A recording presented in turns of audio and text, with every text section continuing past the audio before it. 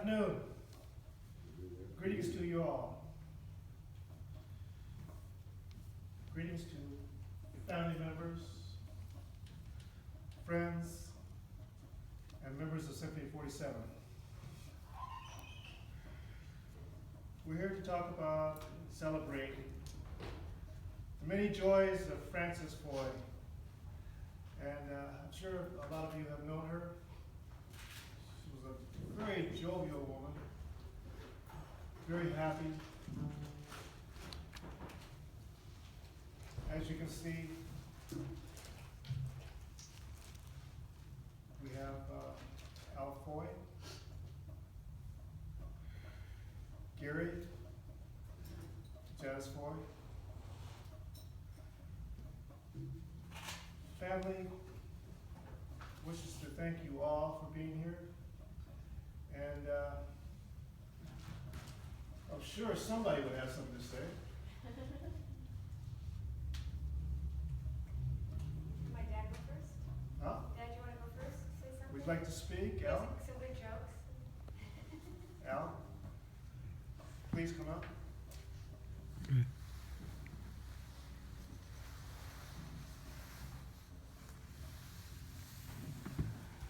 Al, would you like to He wants you to speak? go and speak.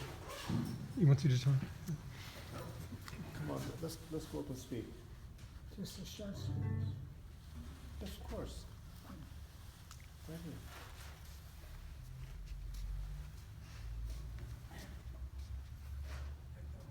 Amplification. That's a problem, but we'll try it. I'll ask. Hold on.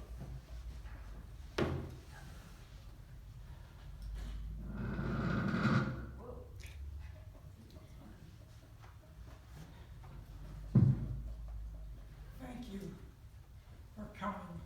We certainly appreciate your offer and appreciation and respect to my wife, Frances. I'd like to make a few statements concerning her year's journey, a few years' journey. Frances is spelled with an E. Myself, Albert, was born prior to the Depression in 1929. During the Depression years, people lost their homes and money in the bank. To bring some money home, Frances cut hair for 25 cents at the age of 12. This caused considerable problems with the Barbers Union. Butte, Montana, where Frances was born, is an unionized city for all trades, unionized city for all trades.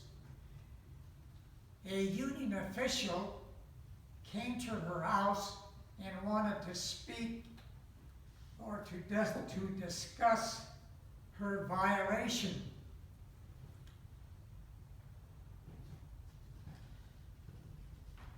The girl, my wife after that, I'm the person, the 12-year-old said. The union official said, forget it, and walked away. Frances always worked in a very professional and responsible manner at all times. I thank God they'll appreciate and they're waiting for Frances in heaven to carry on her profession. I thank all of you for coming to show your respect. Thank you.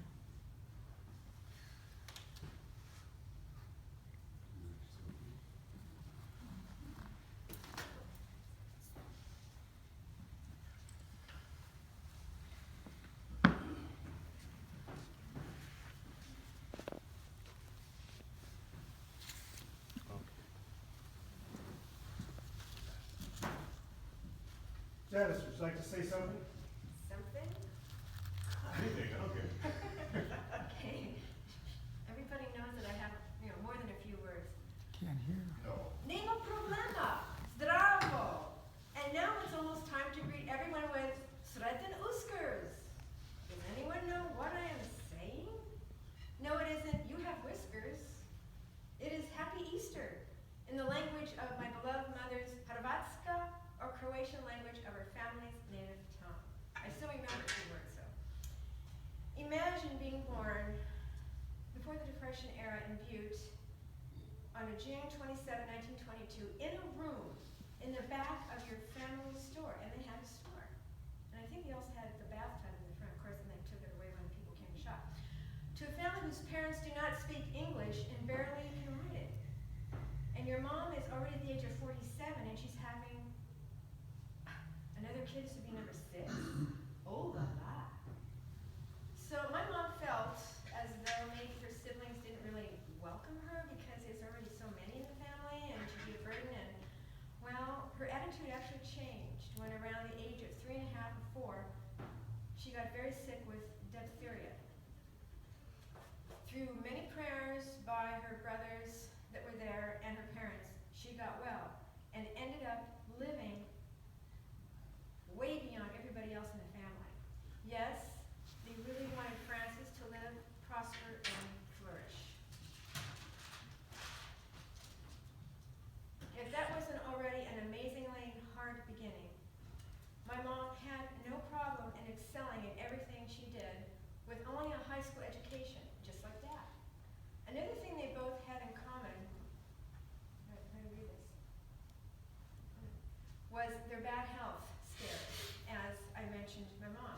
Dad, at the age of 13, about 13, became infected with a kidney problem, and again, like everybody was doing for my mom, they prayed, and prayed so much that his sister Mary Ursula said, "We've got tired of praying for you. We're so glad you got out of the coma." And that was coma number 1. He had coma number 2 later on in the Navy. Got out of that one too. So anyway, there's a connection here. And these continue. My mom played, I really can't see, I gotta get some more light here. It's just very bad. I got contacts, I really can't see.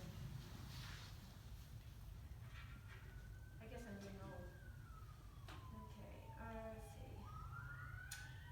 My mom played the games of the time such as baseball, now this I don't under, tunnel digging and store. I guess at that time that made sense, but I don't know what tunnel digging is. The leader of the neighborhood group that she played with became the chief accountant for Texaco, which is the same corporation her future husband, my dad, Al, would also work for as a Texaco credit man. Does everyone see where I'm going with this? Connections. Predestined, perhaps. Back to my mom. Following her mom's death, which was in 1951, Frances decided to keep up her mom's vegetable garden and also start piano lessons. And what was her teacher's name? Mr. Turner. Well, I had a Mr. Turner for piano lessons later on in life in LA. More connections. I don't think that was the same one though, unless it came back. At this time of her life, my mom was often seen at nightclubs doing a lot of dancing. She loved to dance, and we're going to reflect that in the last piece here. She eventually met a naval officer in the V-12 program, if you know who that is. Unfortunately, none of his letters ever reached my mom, and between the time this naval cadet left for more service and the time when she finally got one of his letters, guess what happened? Here we go again.